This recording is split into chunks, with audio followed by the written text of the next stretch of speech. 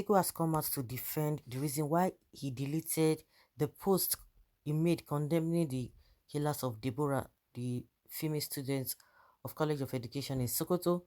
After he condemned it, after some time, he was able to delete it, and he has come to give reason why he did that. Former Vice President of Nigeria, Abubakar Atiku, on Friday said he is not afraid to take a stand on critical issues, and he had suffered consequences for such in the past. I took a stand about Sharia law and was abused, thrown stones at, stoned at, but how long did it last? The former vice president noted. Despite that, I didn't change my position on that. I am not afraid to take a stand on critical issues. Mr. Abubakar's comment comes after enduring sweeping backlash for deleting his social media post condemning the gruesome killing of Deborah Samuel, a second-year student of Sokoto College of Education, by Islamic extremists on allegations of blasphemy. There cannot be a justification for such gruesome murder. Deborah Yakubu was murdered, and all those behind her death must be brought to justice. My condolences to her family and friends. A tweet from Mr. Abubakar's official handle read. The tweet and a similar one of his page on one of his Facebook page was later pulled down after the Islamic extremists swooped on the post to threaten withdrawal of their support for his presidential ambition. Mr. Abubakar claims his social media handlers didn't get his approval before condemning the gruesome killing of Miss Samuel. Well, every tweet has to get my expressed approval, but this one didn't, so I asked them to take it down, he said. Mr. Abubakar is seeking the presidential ticket of the People's Democratic Party, PDP, for the 2023 elections.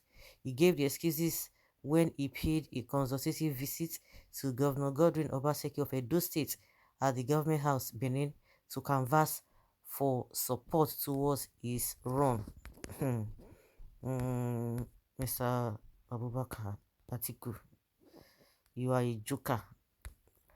So since you didn't get they didn't get your approval now, so why now that you are aware of the whole thing now, so what is your stand? Let us know. Because these guys, they think they are clever. They are not clever at all. That is exactly why you are not courageous to courageous and competent enough to govern Nigeria. Say no to terrorists. Religion of war and not peace, religion of hatred and not love. Giving this man ticket would be the greatest mistake PDP will make ever. You think the PDP men and their members, you think they are concerned about an average Nigeria? They are concerned about themselves. They will give him ticket over and over again if they want to give him. They are not going to consider you because they believe that the so-called power that be, they are surrounded, they are well equipped, so you don't expect them to be feeling that they are going to be affected. It is the masses that will be affected. Oga no one die sake of a Deborah. How he go come fit lead this country?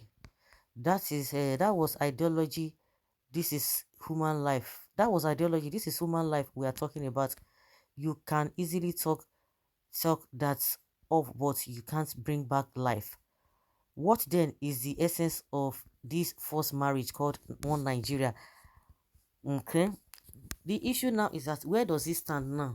Where do you stand? Because I don't understand what he's trying to say. Okay, that he's not afraid, which means you would endorse Sharia over our secular constitution when you eventually become the much sought after president.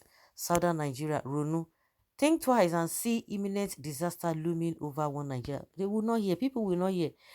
Even when in the days of Noah, when the people were warned, they were told many things, they were laughing, they were marrying, they were doing all manner of things, they were insulting people.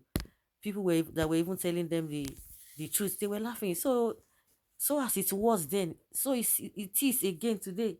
Until when things begin to get out of hand, when water don't pass Gary, they will not begin to run scatter, everybody will not be crying.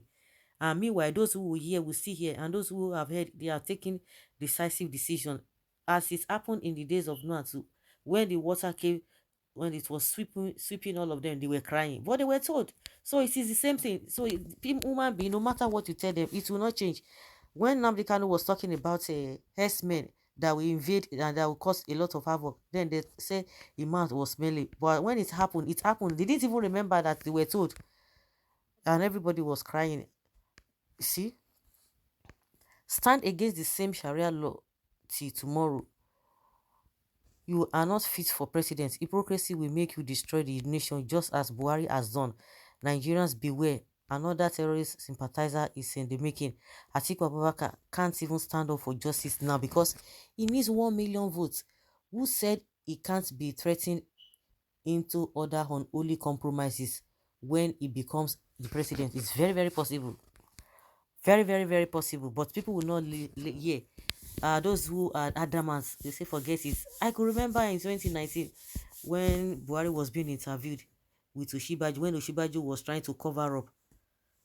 The same, if you watch, for somebody who is deep thinkers, for somebody who is sensible, if you watch that video of Buhari's interview in 2019 when Kadaria Ahmed interviewed him and Osinbajo, you don't even need any Susia to tell you that this man is not fit to be president of this country because he was not coherent, he was not articulated, he was not even understanding the question being thrown at him.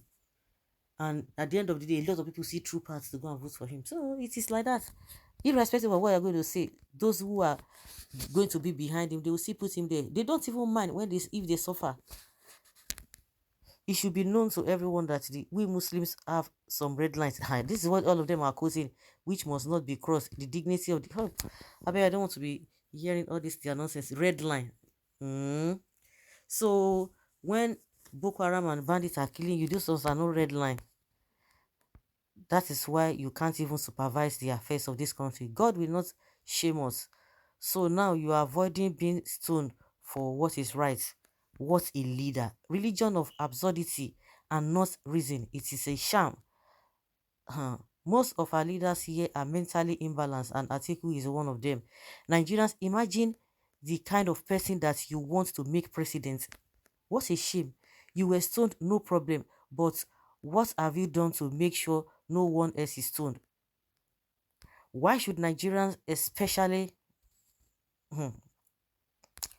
okay, especially those in the south, trust you if at this level you can't even defend their position and douse their fears concerning issue like this? I think Nigerians should be extremely careful and stay away from fair weather political characters. Don't vote for people that would abandon you when you need them most. Already, you have such people in power right now. I remember Afegbua, I think he used to work for him. I don't know whether campaign or whatever position it was. They were together. The same Afegbua is telling Nigerians now. They are the same people that they should not give Atiku the position that even when he lost in 2019, and I didn't even stay with them to go to court to say, oh, this is it. It was just in Dubai. Because he believed that Afegbua believed that if he was around, at least things would have maybe a bit better. But he left all of them that worked for him, and now he's coming back again. Say no, don't give this man these tickets. He doesn't want it. So guys, let's hear your opinion and know your thoughts on this. Thank you.